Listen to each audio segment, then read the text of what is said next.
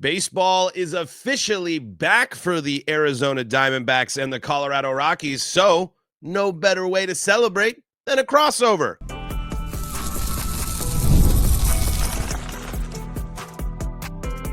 You are Locked On Rockies, your daily Colorado Rockies podcast, part of the Locked On Podcast Network, your team every day.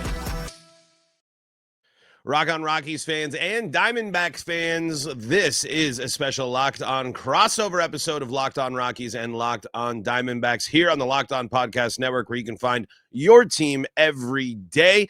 We are free and streaming on your favorite streaming services, and we are on the Locked On Rockies and Locked On Diamondbacks YouTube channels, where you can support the shows, fire off your hot takes in the comment sections, and support the shows by liking the videos, subscribing, and doing all that good stuff. All of it is a huge help for us here as we get ready for baseball, and it is officially back. Joining me today is the one and only Millard Thomas. I'm Paul Holden, host of Locked On Rockies. Millard, first off, for the Rockies fans that don't know, introduce yourself, and then how you feeling on an exciting day of baseball? Yeah, Millard Thomas, host of the Locked On Diamondbacks podcast here, of course, streaming wherever you get your podcasts, Locked On Diamondbacks on YouTube. Check us out wherever. Baseball right around the corner. We got D-Backs versus Rockies on Saturday. Excited to finally have some baseball back. Obviously, D-Backs, exciting season somewhat last year, led the league in runs scored, but doesn't matter when you get to game 162 and you still miss out on the postseason. I don't know. So very excited for hopefully a D-Backs bounce back in 2025. Well, but let's start there. It's been at least a ride, I think. It was an interesting season. I feel like we had kind of a very similar conversation 2 years in a row. We usually like to check in around the trade deadline and kind of middle of the season and check in. And when I've talked to you, seemed like, hey, the Diamondbacks got a lot going on, but they're kind of on a skid right now. And that if they can break this, they'll get there. They were able to do it a couple of years ago and make it to the World Series, and then they got to at least 162. The Diamondbacks in it for 162 games last year. Frustrating to not make it, but where do Diamondback fans stand right now? Rockies fans a little frustrated as they're going through this rebuild and stuff still. It's kind of been a roller coaster, but I think at least a fun ride in Arizona right now. Yeah, I don't know if D-Backs fans ever been higher than where they are right now, because you look at what the D-Backs have done the last 2 years. It's not just making it to the World Series in 2023. It's the fact that you see all these teams across Major League Baseball. I guess you could throw your team on the list, but it's not even just like the Rockies. It's like every non-Dodgers, Yankees, or Mets team basically feels like they're just sitting on their hands come the offseason, right? Come free agency. It's like we have so much discussion about, why do the Dodgers keep signing every player? It's probably because there's not enough teams active in the free agency pool. And that's why D-Backs fans are so happy, because you see teams like the Dodgers and Mets spending, but so are our Arizona Diamondbacks team, who's a mid-market franchise, who's going out there. You look at like teams' revenue versus how much they take that revenue and put back in their payroll. D-Backs are top three, right there with the Mets, right there with the Dodgers. 2/3 of their revenue goes back in their payroll. And that's like why D-Backs fans are so happy right now. It's this commitment to winning that we're seeing the D-Backs do. Right now, they have this philosophy of winning over development, and you see that with the moves that they've made over the last couple of years, cutting dead weight like Madison Bumgarner when he was struggling, some of the other guys around the edges as well. So D-Backs fans are feeling great right now. We're getting guys like Corbin Burns in free agency. We got one of the most stacked rotations. We got a great lineup from top to bottom, one of the strongest bullpens since I've taken over this podcast. I think this is probably the best D-Backs fans have felt since maybe coming off, probably not winning the World Series, but maybe since coming off losing the World Series. I don't know if they felt this good, or at least this is probably the best that they felt entering a season, pre-2023, I would say. Probably post-2001 World Series, sometime in that time frame. Yeah, and honestly, it's kind of the opposite for the Rockies fans right now. Back-to-back 100-loss seasons for the first time in franchise history, experiencing 100 losses for the first time in franchise history 2 seasons ago, followed up by this. What do the Rockies do? They bring back the same coaching staff and make minimal moves in the offseason. Now, they are under a rebuild and have admitted this, but there's a lot of things that have to go right for the Rockies to even have them feel kind of like this rebuild is putting them in a place for success. The Baseball Reference there, I just saw something go out on Twitter the other day where it was saying the Rockies, basically each position group, they were either dead last or second to last by projected WAR by those position groups here. So it's like Okay, well, how long where's the development of these players? I expect big step forwards for Ezekiel Tovar and Brenton Doyle this year and hope Nolan Jones returns to what we saw 2 years ago, but we are still in a holding pattern with Ryan McMahon. Is Chris Bryant going to be a contributor at all this year as we navigate it? So I had to feel a little jealous because this is not the first time I brought it up with us, but at one point the Diamondbacks and the Rockies were at the same point, the same level, losing a lot of ball games. And at one point, the difference is, like you mentioned, the Diamondbacks said it's time to win, and we're going to win by reinvesting and spending a lot and being really focused on what we have. I think some of the most impressive moves they've made that. Didn't you guys just sign 4-year deal for was it the shortstop, right? Yeah. Exactly. And as you mentioned, it's like the pieces of the Diamondbacks have just started building up and starting to come to this point where I think this should be a season where Diamondbacks fans go in there a little excited, maybe don't want to get too far ahead of yourself, but with a little chip on your shoulder. You have to feel confident going against the Dodgers, right? The Dodgers don't scare you, Millard.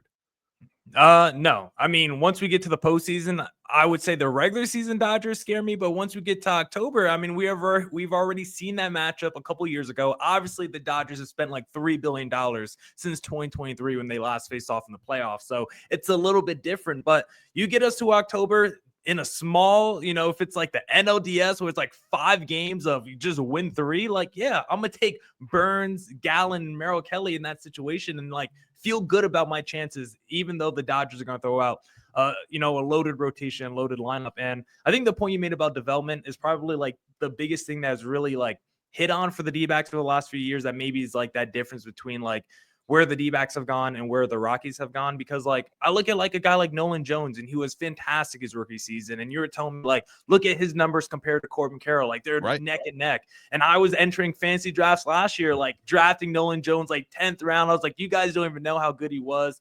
And then he had a down season. It's like you got Brenton Doyle, he had a great year, but it's like, where are the Rockies like success stories, or like if they have a good year like Nolan Jones, why doesn't it like last longer? Why isn't it like the development last longer for these guys? And then it's like, why don't you guys keep some of these players, right? Like Brendan Rodgers might have finally started to like figure it out a little bit, but now he's like a free agent, so you could bring him back. So it's like, where's the development success stories, I guess, for the Colorado Rockies compared to like what the D-backs have done? I'd say it is an Ezekiel Tovar and Brenton Doyle. Brenton Doyle won the Gold Glove last year. So did Ezekiel Tovar. And while the whole entire team, it's not just those two, but it's, led by those two, striking out a massive problem for the Rockies. But Brenton Doyle, his rookie season, his offense was horrendous. I mean, we were going into last year just hoping it's like, if he can just be an average and even maybe a below average bat at that, his defense is so good at Coors Field that it'll make up for it. Instead, he was one of the Rockies' best hitters, if not maybe his best hitter overall last year in terms of 30. I think he was a 30-30 guy, 30 home runs, 30 stolen bases, a guy, again, winning the Gold Glove. So those two guys are there, but it's Brendan Rodgers never really got I talk about it on my show all the time. It is consistency. Nolan Jones had some injuries last year, but even in the moments where he was healthy and got some time, it was up and down. Looked pretty good to finish the end of the year when things were starting to get consistent, but you never, September is kind of that weird thing where it's like, all right, looking great, but it could still be a whole new look when the season rolls around again. So I think the headlines there are Brenton Doyle and Ezekiel Tovar. I think Michael Toglia is an interesting name to watch, the Rockies' first baseman, a guy that hit 25 home runs. He was good last year. Yeah. He came onto the scene where, if the Rockies have a first baseman that can play some good defense and which I believe matters more than the average baseball fan might think, and he can hit you 25, 30 bombs and be someone that drives in a lot of runs for the Rockies, they will improve. I am not as down. Too. Still got some power. Still got McMahon in the middle lineup. He's solid as well. Exactly. And again, it's like the Rockies are already talking about playing Chris Bryant on the road in the outfield. I hate that. But it's like, if Chris Bryant can blossom in the DH role or just stay healthy enough to be a DH, and maybe he's not the big power bat that we thought, but he can hit some doubles. If he can hit and be a contributor, I think the Rockies will be more successful. I mean, the Rockies pitching rotation is going to be the best that it's been in a while. They're getting two of the key pieces of the playoff rotation in German Marquez and Antonio Senzatella back. German Marquez is a total game changer for the Rockies when he is pitching at his best. Hit 98 in camp, so there's like some stuff to be excited about, but this is a total prove it year across the board for the Rockies. Young guys need to step up and make big improvements, especially in strikeouts. Ezekiel Tovar and Brenton Doyle, this is going to be year 3. They can't be striking out at the rate that the Rockies did last year, so we need to see improvement from them. Ryan McMahon needs to put together a full season.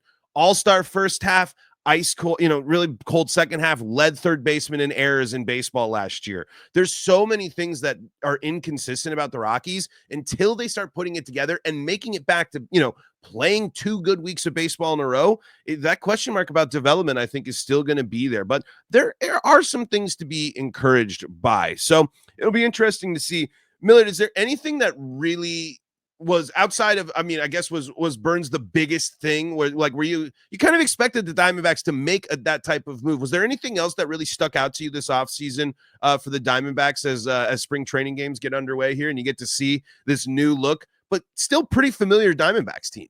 Yeah, you said it. It had to be Corbin Burns because, Walker, as sad as it was to leave, D-backs fans, brace themselves to see Christian Walker leave this past free agency. But we did love, the little trade for Josh Naylor. That's going to be a very intriguing piece. Defensively, not the same, but at least offensively could give you 90% of the production. But you talk to, or if you listen to any presser by the D-backs GM, Mike Hazen, or by the D-backs owner, Ken Kendrick, they said when they built their offseason plan coming in to free agency, Corbin Burns was not on the big board at all. They did not think in their wildest dreams it was even remotely possible to get Corbin Burns. He was never even in the discussion entering free agency. It was Corbin Burns and his representatives, his agency, that initiated it, called the D-backs, said, hey, we live in Arizona. We want to come to you guys. And so it's for the D-backs, that was unexpected for the fans. That was unexpected for the front office. And to add a tier 1 top 5 pitcher in the sport to a rotation that already boasted Gallen, Kelly, Fott,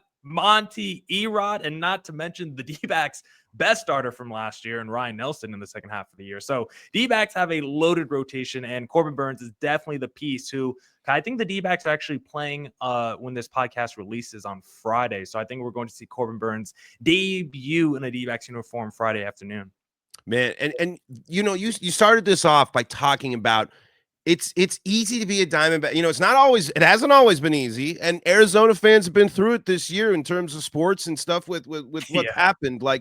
This has to be really feel really good to know that this team is bought in and had, like you said, a top of the line. This is a guy if any team could add him, they would add him. And he goes to your team, the Arizona Diamondbacks. He doesn't go to the Mets. He doesn't go to these teams that are throwing money all over the place. That has got to just feel so awesome as a fan. Yeah, for someone of his caliber to choose the D-backs and for the D-backs are a franchise to make every move you're 100% fan of, 100% IQ rating right now.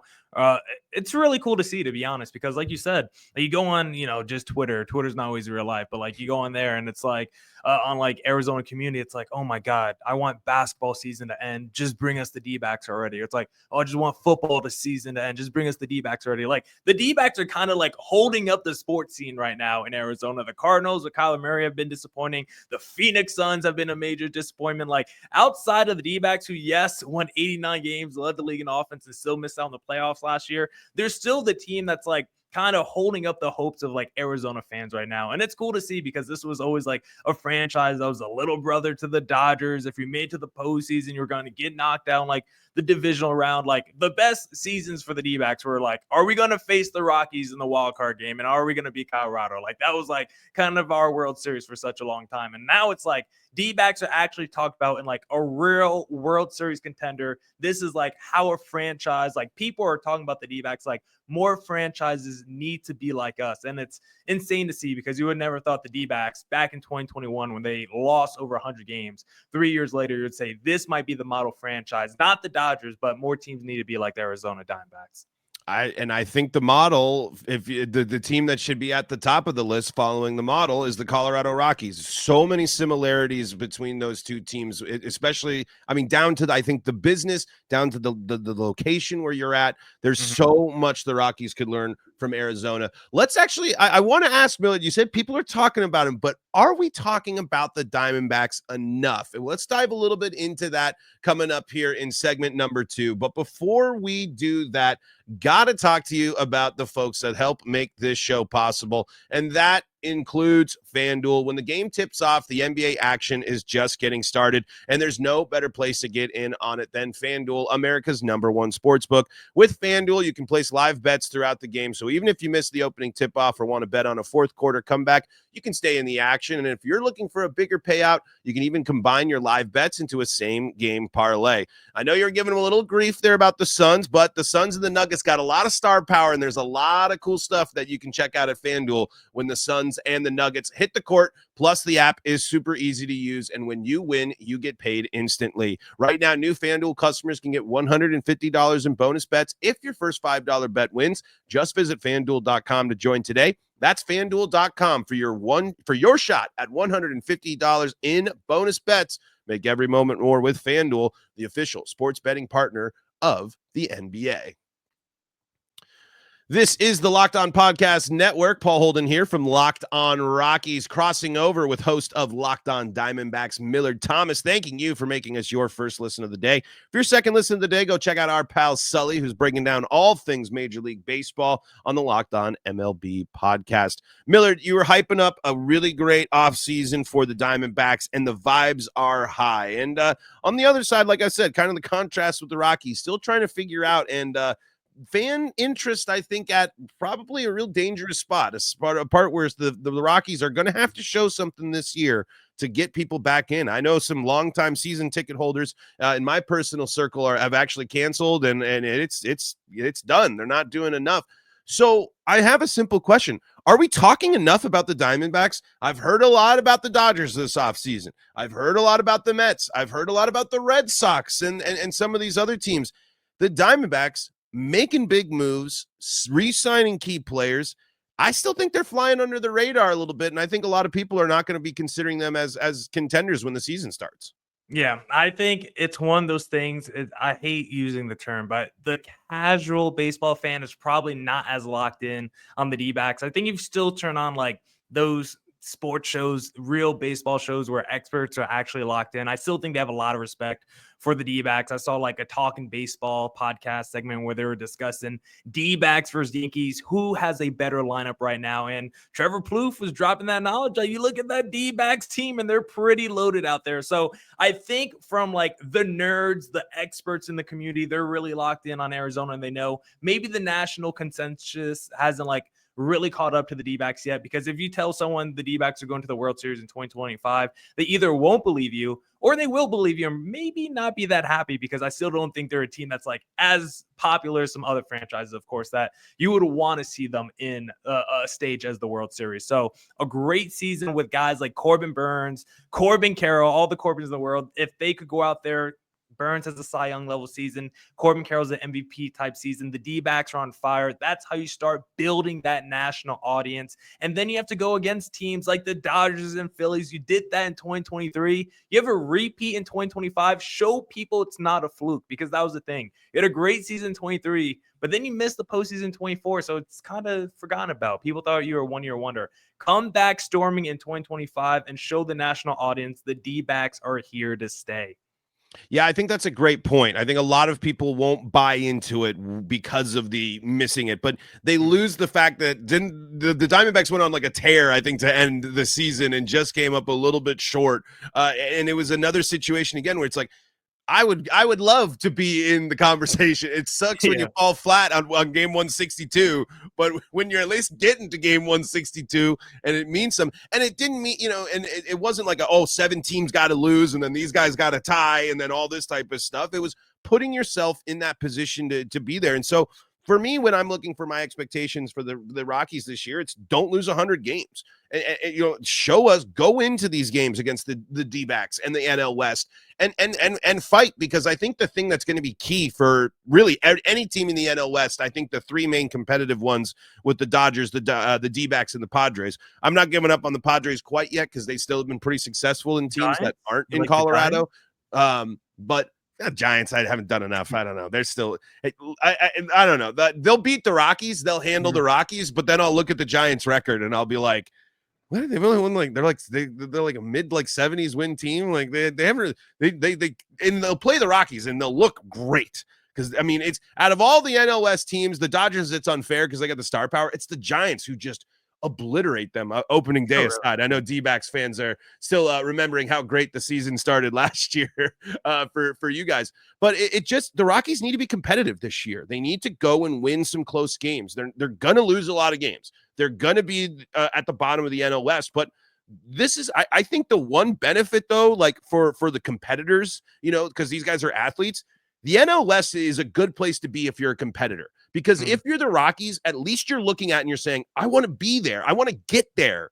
Now, the team and the things there and the investments don't always help you get there. But I think that challenge is a good thing. And I think that the Diamondbacks, I think the players are going to thrive on maybe, being a little doubted and saying, hey, we got a lot of chances to punch up at the Dodgers here and make some noise on the national level.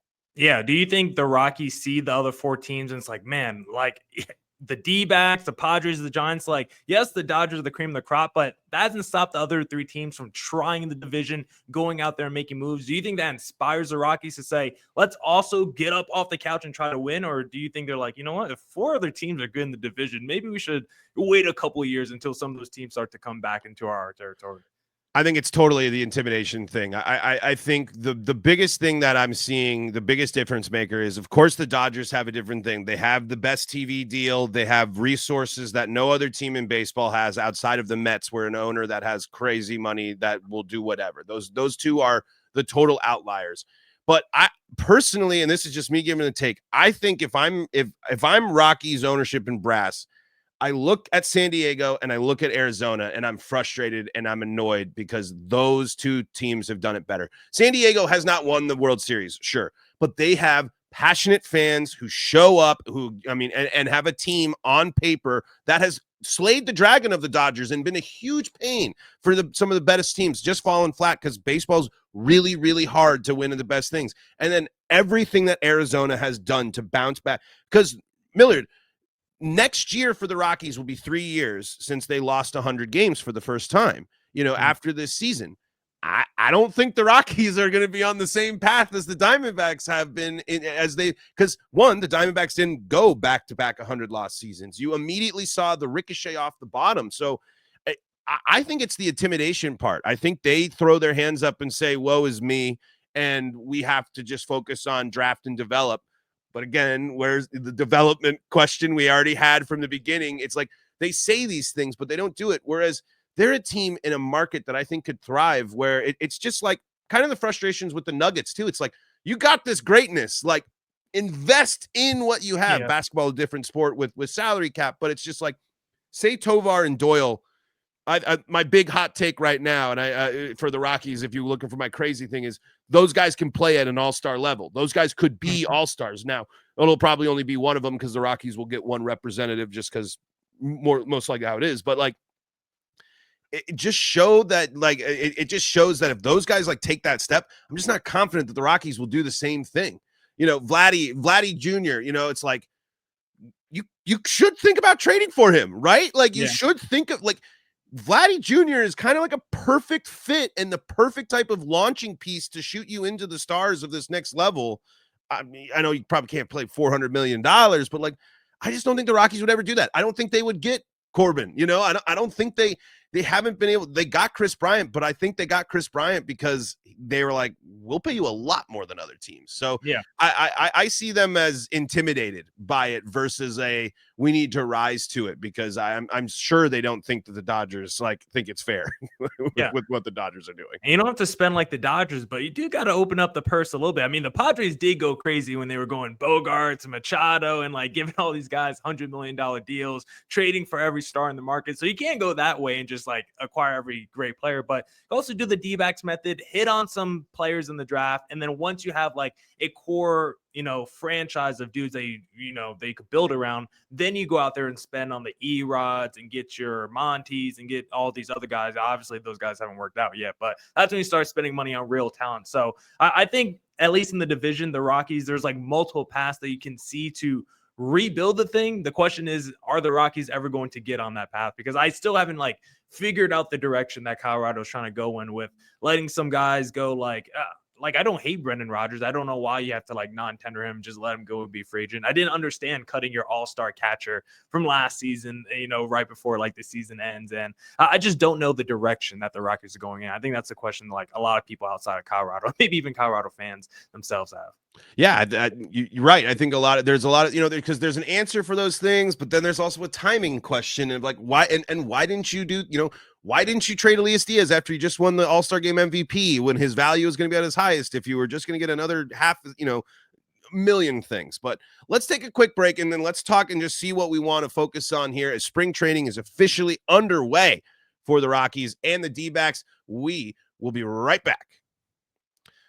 We got to talk to you about wonderful pistachios. And if you're looking for a snack that's both delicious and nutritious, you can crack into a good source of protein with wonderful pistachios. Wonderful pistachios is one of the highest protein nuts. Each 1 ounce serving has 6 grams of protein, giving you over 10% of your daily value. Plus, they're packed with fiber and better for you unsaturated fats to help keep you feeling fuller for longer. And it's great because what people love to do in Colorado and Arizona, they love to hike. This is a perfect snack to take on the go. And even if you want to not deal with the mess, sometimes cracking them open, they got the no shells, wonderful pistachios for that grab and go ease. Get snacking and get cracking with the snack that packs a protein punch. Visit wonderfulpistachios.com. That's wonderfulpistachios.com to learn more.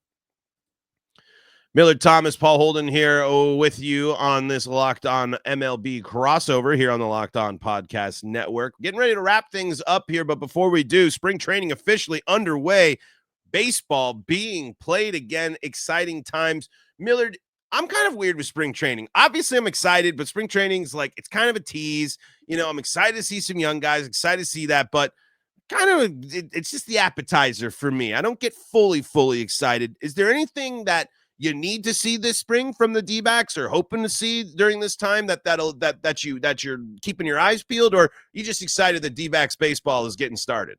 Yeah, for me, it's always like those camp battles with like the young guys who are trying to make the roster, like are always like the most intriguing things for me. So it's like, can Jordan Lawler come out this spring training and dominate and like fight his way to be like the backup shortstop, or like Tim Tawa, who had like 30 home runs in like the minor leagues last year? Can he go out there and win the backup catcher, or not backup infielder role? Adrian Del Castillo versus Jose Herrera for backup catcher role. Like, it's like little things like that really intrigue me. The young guys who have been great in the minor leagues the last couple of years, who could come in and be like a bench player who you could talk yourself into, as they get more playing time throughout the season, maybe they turn into like a real everyday player come by the start of next year. So I think that's what I look for mostly. Like, I don't really care about the stats from my offense. Like, when it comes to my pitchers, like, I just don't go out there and give up like 12 earned runs. Like, for the most part, I really don't care too much. I think I really just use this time to look at the young players and evaluate them. From the major league guys like Ketel Marte, whether he goes 1 for 25 or 25 for 25 this spring training, I don't think I'm going to feel any differently about him entering 2025. So I think it's mostly about those young guys and seeing how they perform, especially the guys fighting for that active roster. Yeah, and the Rockies got a lot of those position battles to watch. Right field's going to be a really interesting one. They have a gluttony of young outfielders. Who are they going to go with? As they navigate it, Nolan Jones, we talked about him. He might not actually. He's got some competition. There might be some young names there trying to go out there and get there. The Rockies actually just moved on from one of their young outfielders, designating for assignment Aaron Schunk, which was an interesting name. A lot of people were pretty high on him, but the Rockies have a huge catcher battle this year at camp, as one of the top prospects, Drew Romo, is going to be competing with Hunter Goodman, two guys that both saw MLB time last year. Jacob Stallings going to be the catcher there. The veteran leadoff starting catcher, and then Austin Nola also going to be fighting for some time there. But yeah, I'm kind of the same way. For me, it's just I'm hoping to see how German Marquez and Antonio Senzatella look coming back from big injuries. Are they just feeling good? The best news that I've heard from the pitching staff is German Marquez is feeling energized, great after all his sessions. It's not like he's worn down or feeling like that. I love to hear the energy and tempo at camp here. And shape matters a lot because like Monty last year, big thing. He looks overweight coming to camp. It seemed like throughout the whole season, he was just like lumbering through his starts. So like coming into this camp, he was like, oh yeah, I lost like a dumbbell worth of weight, like 20 to 25 pounds. So stuff like that. Sometimes you just want to hear guys say, I'm in the best shape of my life. That's like the reports you want to see coming out of spring training. You got to hear that once. You got to hear like, man, the ball's feel. I'm seeing the ball. You got to hear all the cliches here first so we can get it there. But Rockies D-Backs getting underway here today, starting things off. Millard, before we go, where can people stay up to date with all things you and all things Locked On D-Backs? Yeah, excited for that one. D-Backs start, not too fun, but I think the Rockies got like a pretty high prospect going in that one for the start. So very excited. Oh yeah, I forgot to mention that for Diamondbacks fans, Chase Dollander, the name to watch. This is a guy that is trying to make his way onto the major league roster after camp, and I think if he's getting the start tomorrow, that makes it extra exciting. If you're looking, this is a Rockies prospect that they're hoping is a total game changer for them. Yeah, because wasn't he like a top 10 pick in the draft? Yeah, top 10 pick. Yeah. He was dominant, and he got off to a hot start too when he was in the minors too. This is a guy when you're kind of looking there is like, whoa. I mean, and the stuff apparently should work with altitude. And again, we were talking cliches, the interviews and the stuff. It's baseball. I got to go up and I got to take the mound every day. It's 60 feet 6 inches. I got to go, and it's like, yeah, like that's the type of stuff I need right there. So that's what I want to see for like the Rockies more than anything. It's probably like an ace pitcher because I feel like I've never just like outside like Ubaldo Jimenez's like one season with the Rockies. I feel like I've never really seen them have like a great ace pitcher they could just dominate for 162. So hopefully he can turn out for that for you guys because I'm very excited to see him in his spring training debut against the D-Backs. Check us out, Locked On Diamondbacks, wherever you stream podcasts. Check us out on YouTube, Locked On Diamondbacks on there as well. And please check out me on Twitter as well. You can find everything Rockies related at Locked On Rockies, the Locked On Rockies YouTube channel, the best place to interact with the show, the best place to stay up to date with everything. I'm Paul Holden, and on behalf of the Locked On Podcast Network, we're saying so long.